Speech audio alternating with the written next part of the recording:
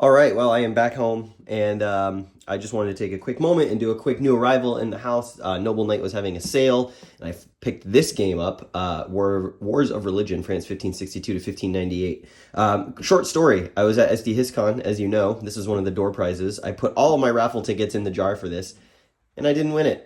But that got me thinking about the game. I went back and checked out some of the content online about it, some of the impressions on Board Game Geek, and it really seemed like something that was right up my alley for a number of reasons. One, it was on sale.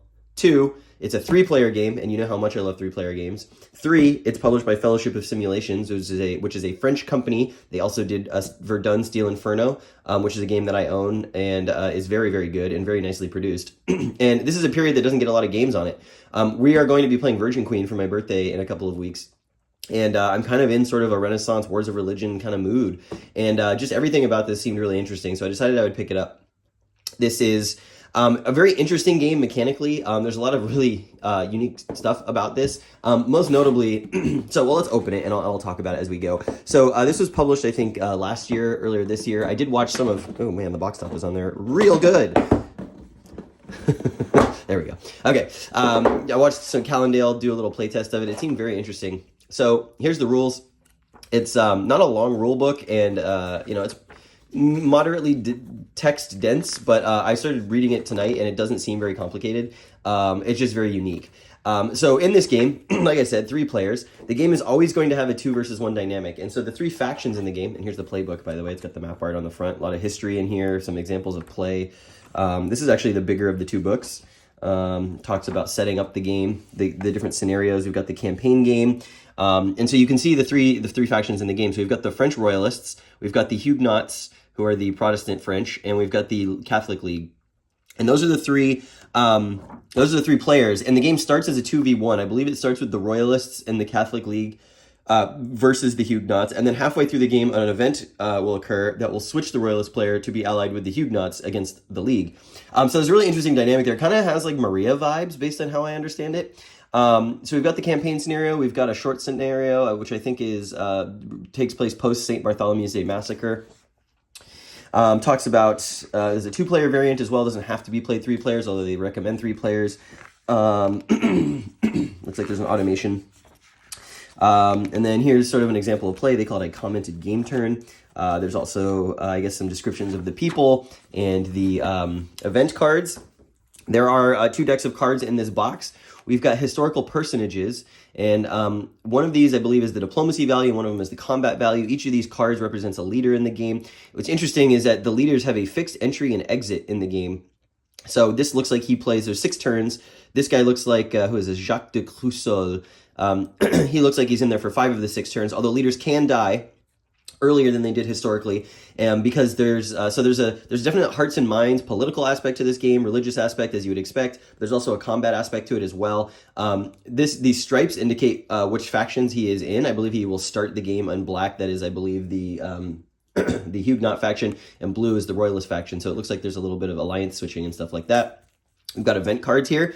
Event cards. And I believe each character has their own deck, by the way. So there's 4 decks in the game. You've got a Huguenot deck, a Royalist deck, a Catholic League deck, and then a general deck.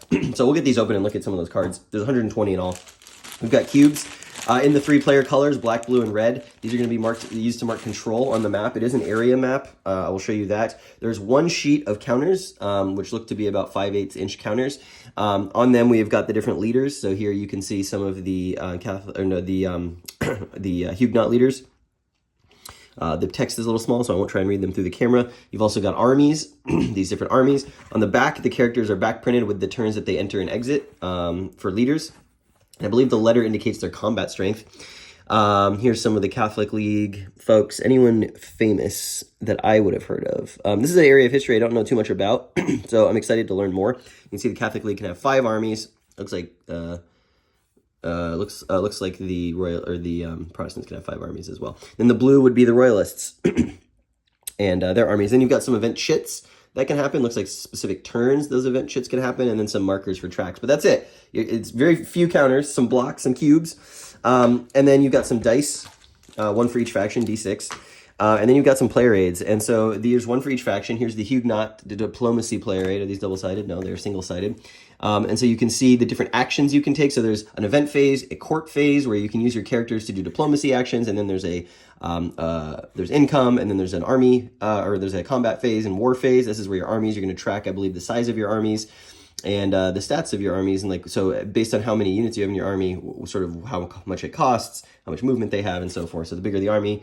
Here's the Catholic League. I really like the artwork on this, and here's the Royalists, which is pretty cool. So each player gets one. Looks like you're going to play the whole game off of this. The court actions, there's like a menu of them, which is pretty cool. Looks like the Royalists have an extra one here. Is that tax collection? Yeah, looks like the Royalists can collect tax as well. So that's pretty cool. Really interested to play this. We might try and get it to the table Thanksgiving week.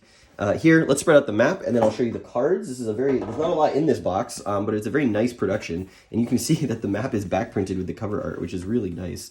Let's see. Small board. It's looks like it's like 25 by 25 and a half by 22, this is pretty nice that they back printed it with the cover. That's really a nice touch.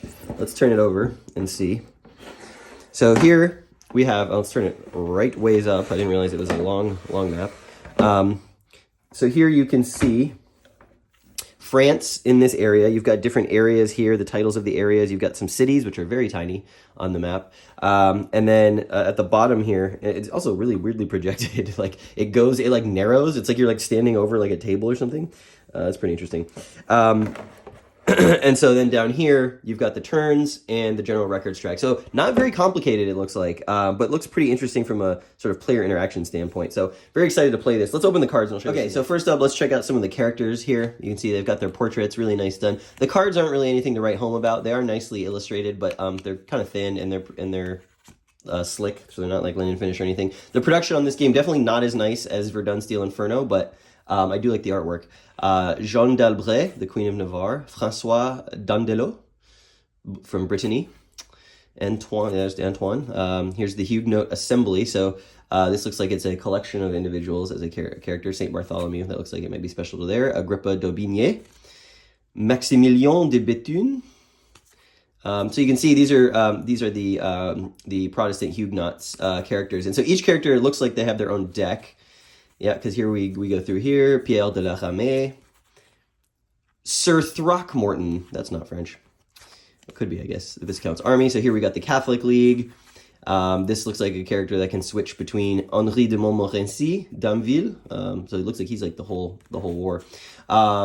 And then, yeah, here's some of the Royalists who can also switch sides. So this is the character deck. I believe everyone's going to have their own deck of these. And then you've got this event deck, and everyone's going to have their own deck of these as well. So these are different things that are going to happen. So here's some of the Royalist events: Conversion, Bayonne's Meeting, Il Nocere. So these all have different effects. It tells you when you can play them, it looks like.